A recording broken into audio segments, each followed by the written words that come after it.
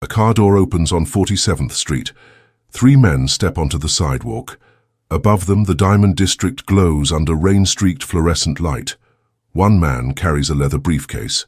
Inside, $200,000 in stolen emeralds wait to become legitimate inventory. If you love stories about greed, survival, and the hidden machinery that turned American cities into criminal marketplaces, make sure to follow, because this one ends with an empire built on theft collapsing under federal wire. New York City, spring 1976. The air smells like exhaust and wet concrete. At Kennedy Airport, cargo sits in warehouses the size of city blocks. Trucks idle near loading docks. Drivers check manifests. Nobody notices the man in the Lufthansa uniform who should not be there. He works for the Lucchese family. His job is to watch shipments, memorize schedules, and report what moves through the terminal. High-value electronics. Designer clothing still wrapped in plastic. Jewelry bound for Fifth Avenue retailers, all of it unguarded for 30 seconds while paperwork gets signed. 30 seconds is enough. In the mid-1970s, New York runs on a simple equation. Somebody steals, somebody buys, somebody sells. The fence sits in the middle. He pays 15 cents on the dollar. The thief walks away with cash. The fence turns the goods into profit at 50 cents on the retail price. The math works because nobody asks questions. A truckload of leather jackets disappears from a warehouse in Long Island City on Monday. By Wednesday, those same jackets hang in a storefront in Queens with fresh price tags. The store owner bought them from a man he met twice. He does not know the man's real name. He does not want to know. This system runs on volume. One truck hijacked every 5 minutes in 1982. That is the official number. The real number is higher. Police Commissioner Robert McGuire announces a new task force.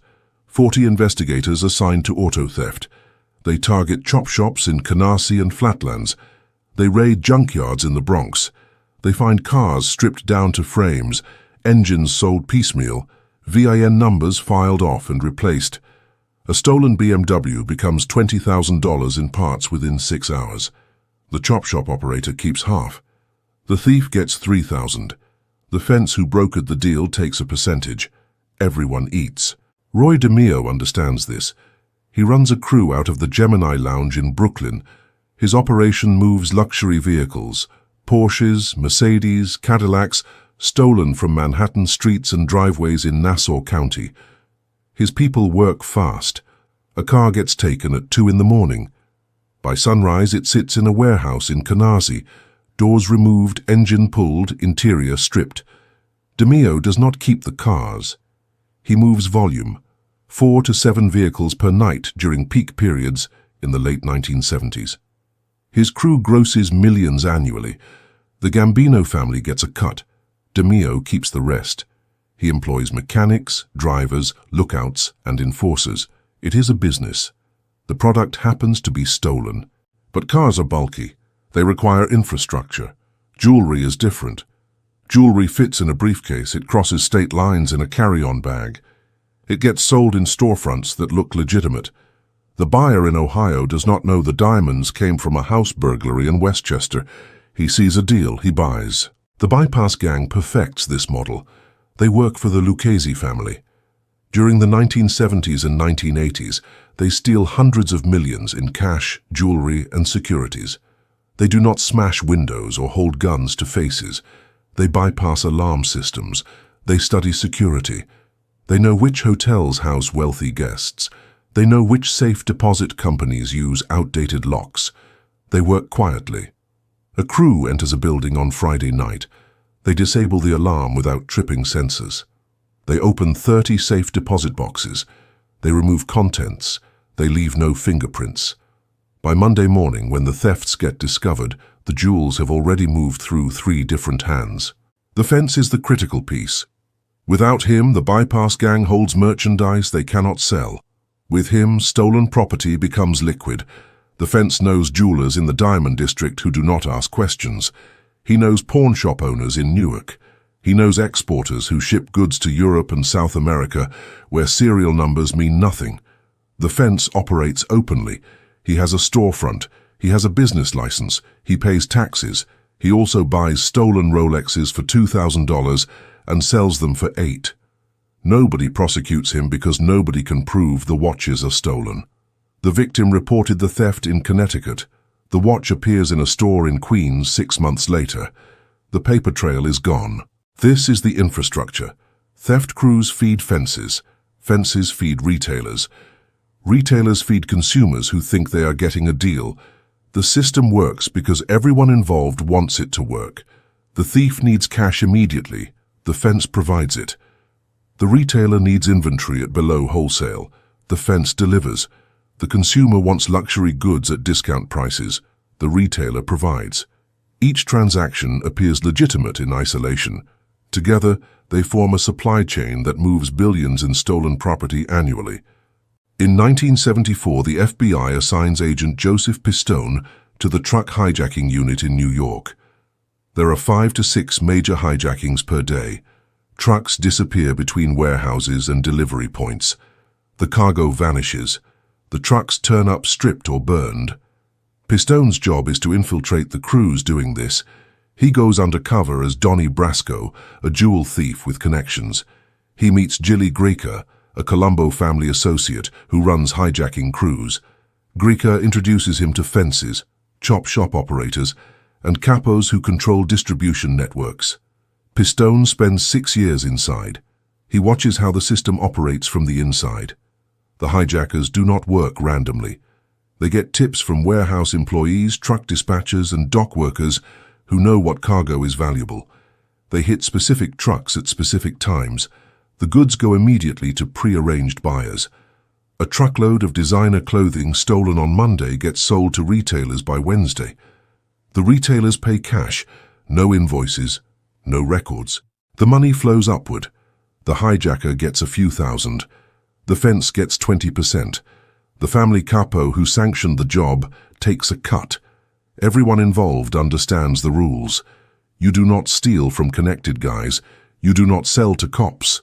You do not talk. Break these rules and you disappear. The system polices itself. But the system has weaknesses. Volume creates patterns. Patterns create evidence. By the early 1980s, law enforcement starts using RICO statutes. The Racketeer Influenced and Corrupt Organizations Act, passed in 1970, gives prosecutors tools to target entire networks instead of individual thieves. RICO allows them to charge multiple people with participating in a criminal enterprise.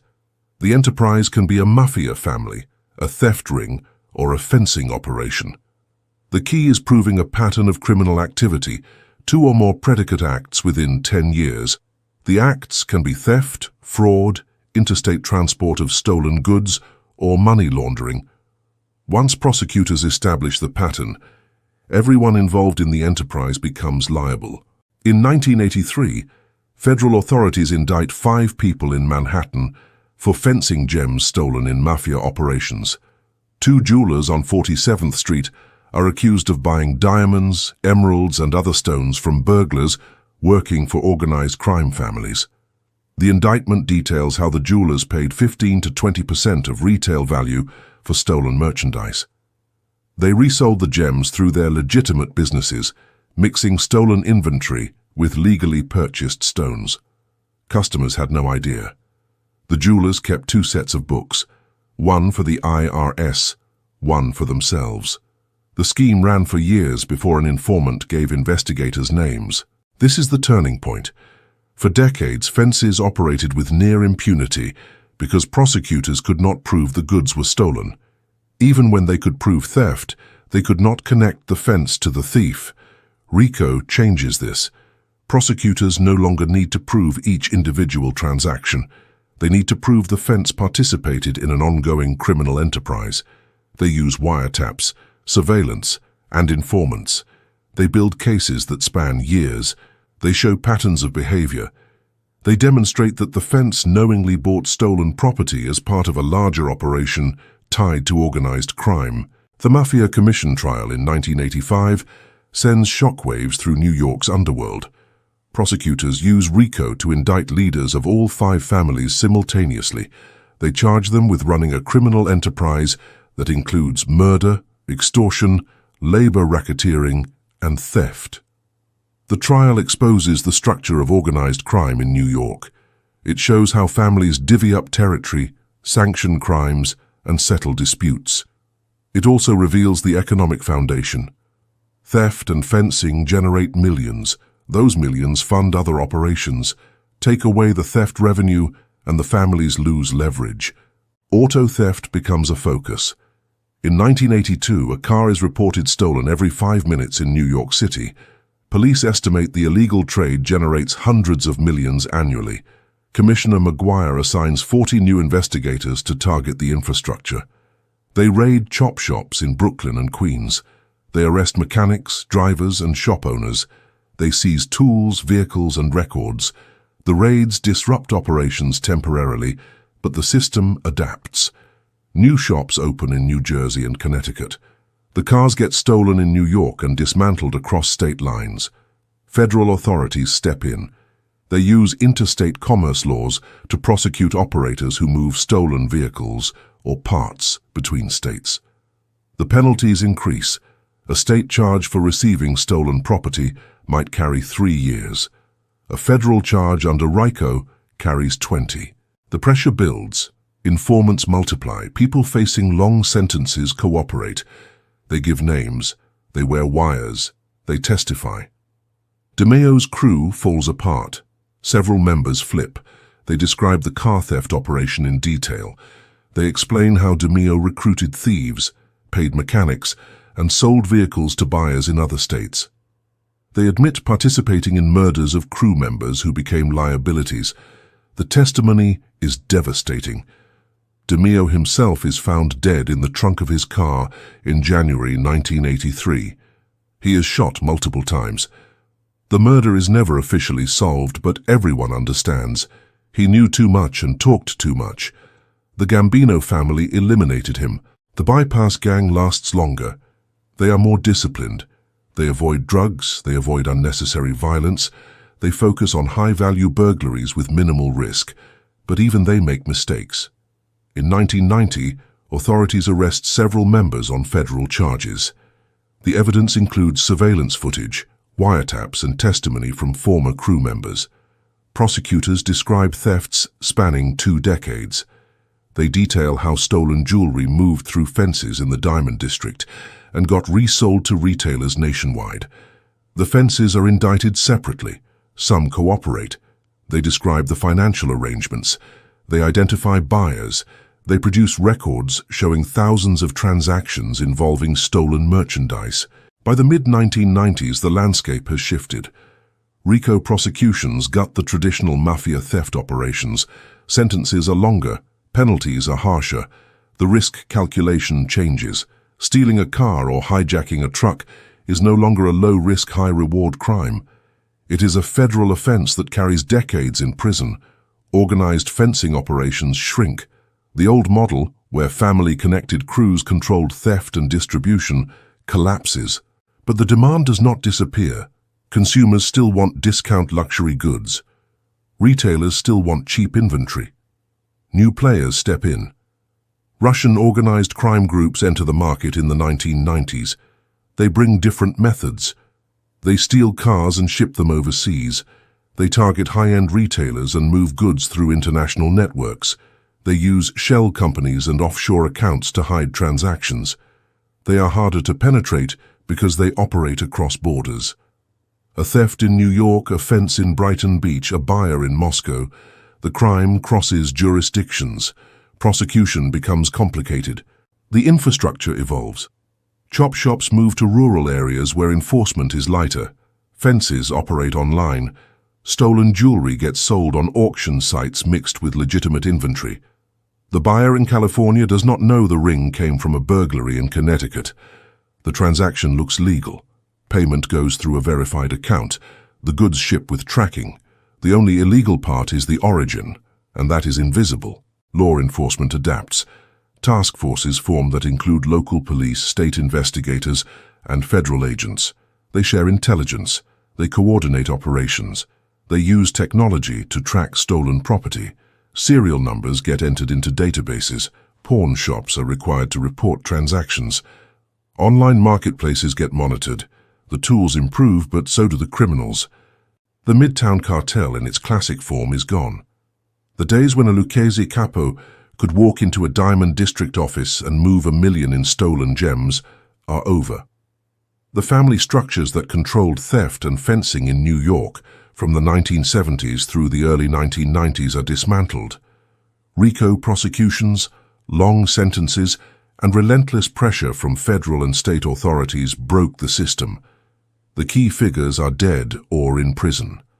The fences who once operated openly now face decades behind bars if caught.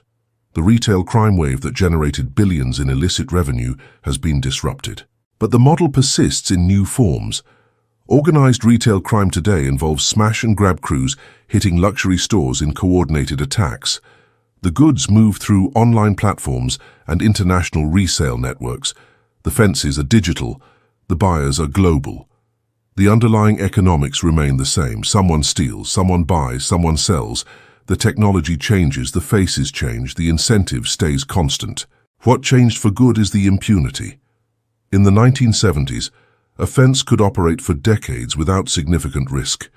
He paid off cops, bribed inspectors, and hid behind legitimate business fronts. Today, that model is dead. Federal authorities have tools that did not exist 50 years ago. Wiretaps capture conversations. Surveillance cameras document transactions. Financial records expose money flows. Informants penetrate organizations. Prosecutors use RICO to dismantle entire networks. The penalties are severe enough to make cooperation attractive. When facing life in prison, people talk. The legacy of the Midtown Cartel is not just the billions in stolen goods. It is the evolution of law enforcement response. The system that DeMeo, the bypass gang, and countless others exploited forced authorities to build better tools.